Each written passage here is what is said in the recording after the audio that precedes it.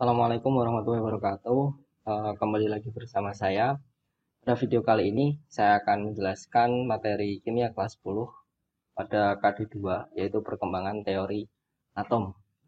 Sebelumnya kita ulas sebentar materi yang telah kita pelajari di KD sebelumnya atau bab sebelumnya, yaitu adalah tentang materi. Materi itu apa? Materi itu adalah segala hal yang memiliki massa dan menempati ruang. Ya. Jadi semua hal yang ada di alam semesta ini, baik yang paling besar seperti matahari, planet, bintang, dan lain sebagainya, sampai benda yang paling kecil yang ada di sekitar kita, atau bahkan yang tidak bisa kita lihat, itu juga adalah materi. Seperti itu. Nah, apa yang kita pelajari di materi ini?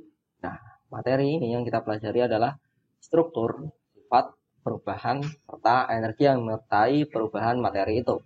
Nah, di kelas 10 semester 1, utamanya pada di bab ini, KD ini, atau perkembangan teori atom ini, kita akan mempelajari struktur materi, ya, struktur penyusun materi.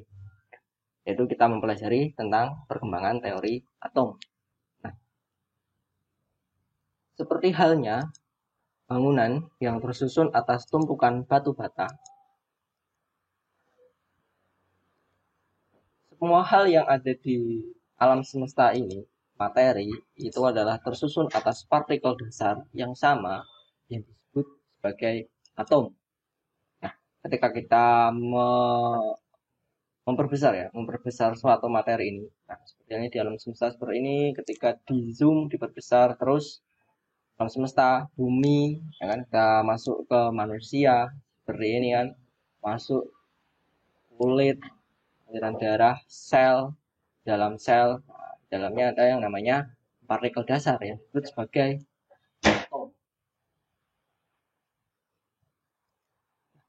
Ketika kita mempelajari struktur tentang materi ini, kita jadi tahu bahwa atom yang menyusun pensil ini sama dengan atom yang menyusun intan. Atom pensil dan intan itu sama-sama tersusun atas atom karbon. Yang membedakan antara keduanya adalah bentuk strukturnya, ya, atau susunannya dalam intan seperti gambar A ini, ya, seperti jaring, ya, dan struktur karbon dalam grafit bentuknya adalah seperti lapisan ini. Nah, perbedaan struktur itu dapat menghasilkan perbedaan sifat yang sangat signifikan. Kita lihat bahwa pensil itu sangat rapuh, isi pensil, ya, bukan pensilnya, isi pensilnya itu sangat rapuh, sedangkan intan itu sangat kuat dan keras. Bentuk atom itu sendiri bagaimana? Nah, apakah bentuk atom itu seperti ini? Nah, oke, bukan, ya. Ini adalah atom karakter utama yang ada di kartun Astro Boy. Nah, apakah bentuk atom itu seperti ini? Oke, ini bentuknya bulat-bulat, tapi ini bukan atom. Ini adalah kacang atom. Mungkin dia disebut sebagai kacang atom karena bentuknya bulat, kemudian ada rongganya dan ada isinya. Nah, itu adalah salah satu model atom yang akan kita pelajari nanti. Seperti itu. Nah, bentuk atom itu sendiri dari masa ke masa mengalami perkembangan. Perkembangan bentuk atom atau teori atom itu dimulai dari yang pertama adalah teori atomnya Dalton, ya, bahwa atom itu berbentuk seperti bola pejal, ya, bola pejal. Kalian kalau lihat bola pejal itu adalah bentuknya seperti bola untuk bowling, tapi tidak ada rongganya, tidak ada lubang untuk jarinya. Itu adalah bola pejal yang menjadi inspirasi bagi Dalton. Nah, dalam perkembangannya ternyata atom itu tidak hanya bola pejal netral seperti ini. Ternyata di dalam atom itu terdapat partikel-partikel yang bermuatan negatif yang disebut sebagai elektron. Berarti pernyataan bahwa atom adalah partikel dasar penyusun materi itu gagal, karena ternyata di dalam atom sendiri terdapat partikel lebih kecil lagi yang disebut sebagai elektron. Yang ini ditemukan oleh Thomson. Model atomnya disebut sebagai model atom roti kismis. Kemudian ternyata bentuk atom yang bola pejal di dalamnya ada elektron-elektron itu juga tidak tepat. bahwa ternyata atom itu kebanyakan atau hampir sebagian besar adalah ruang kosong seperti ini ya. Kemudian masanya itu terpusat di inti. Kemudian si elektron yang bermuatan negatif ini ya mengelilingi inti atom. Nah, ini adalah model atom yang dikemukakan oleh Rutherford berdasarkan percobaan yang namanya penembakan partikel alfa. Oh ya, Thomson tadi menemukan elektron adanya partikel negatif ini dengan percobaan yang dinamakan percobaan tabung sinar katoda. Setelah Rutherford mengemukakan teori tentang atomnya ini, ternyata juga kurang tepat, ya, bahwa ternyata atom itu berbentuk lebih seperti sistem tata surya, bahwa massa atom terpusat di inti atomnya, di mana di inti atom ini ada yang namanya proton sama neutron. Proton bermuatan positif dan neutron bermuatan netral atau tidak bermuatan, dan elektron mengelilingi inti atom berdasarkan lintasan-lintasan tertentu yang disebut sebagai orbit atau kulit atom. Nah, model atom seperti ini atau model atom tata surya ini dikemukakan oleh Niels Bohr. Namun, dalam perkembangannya, keempat model atom ini, bahkan sampai model atom Niels Bohr, belum bisa menjelaskan semua fenomena materi yang ada di alam semesta atau di kehidupan kita sehari-hari, sampai ditemukannya teori fisika kuantum. Nah, itu ada Max Planck, ada Einstein, ada Schrödinger, dan lain sebagainya. Kemudian Erwin Schrödinger itu memberikan teori atomnya, yaitu adalah teori atom mekanika kuantum. Bahwa sebenarnya atom berbentuk bulatan ya. Kelima ini berbentuk bulatan juga dalam massa atom terpusat di inti. Nah, tapi elektron itu tidak mengelilingi inti atom dalam lintasan tertentu seperti teori atomnya Bohr ya, bahwa elektron itu mengelilingi inti atom ada sebuah awan elektron ya.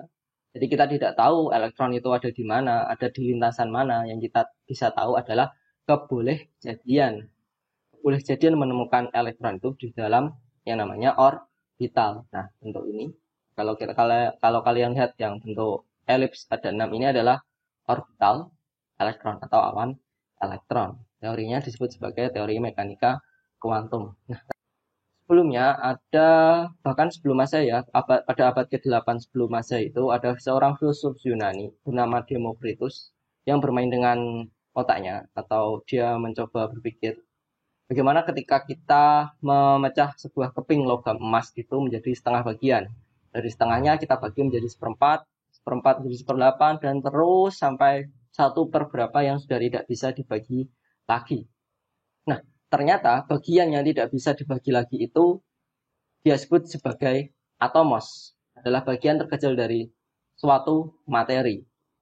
Atomos itu artinya sendiri adalah tidak bisa dibagi lagi atau indivisible.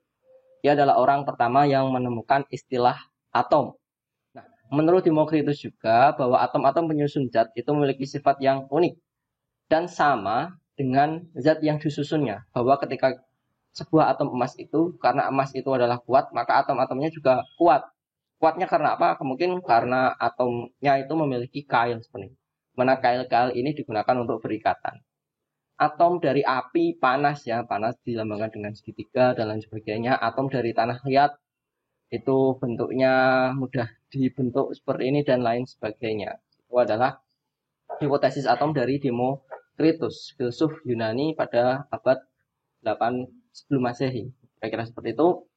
Nah, setelah Demokritus mengungkapkan hipotesisnya tentang atom ini, belum ada selang ribuan tahun ya, belum ada orang yang memikirkan tentang atom itu ya. Belum ada orang memikirkan tentang bagaimana partikel di alam semesta ini tersusun ya. Sampai akhirnya pada tahun 1804 Masehi ya, selang plus minus 2000 tahun, seorang guru di Inggris bernama John Dalton ya, mengungkapkan teori atomnya. Nah, dia mengungkapkan teori atomnya berdasarkan hasil data eksperimen yang dilakukan oleh ilmuwan sebelumnya, yaitu adalah Lavoisier dan Proust, ya, yaitu tentang hukum kekekalan massa dan hukum perbandingan tetap. Dari kedua hukum itu, dia mengambil sebuah kesimpulan tentang teori atom. Pada video berikutnya, kita akan mulai membahas satu-satu teori atom dan bagaimana partikel subatomik, baik itu elektron, proton, dan neutron bisa terbentuk, bisa ditemukan. Maaf ya. Oke, terima kasih. Cukup sekian untuk video kali ini. Selamat pagi. Assalamualaikum warahmatullahi wabarakatuh.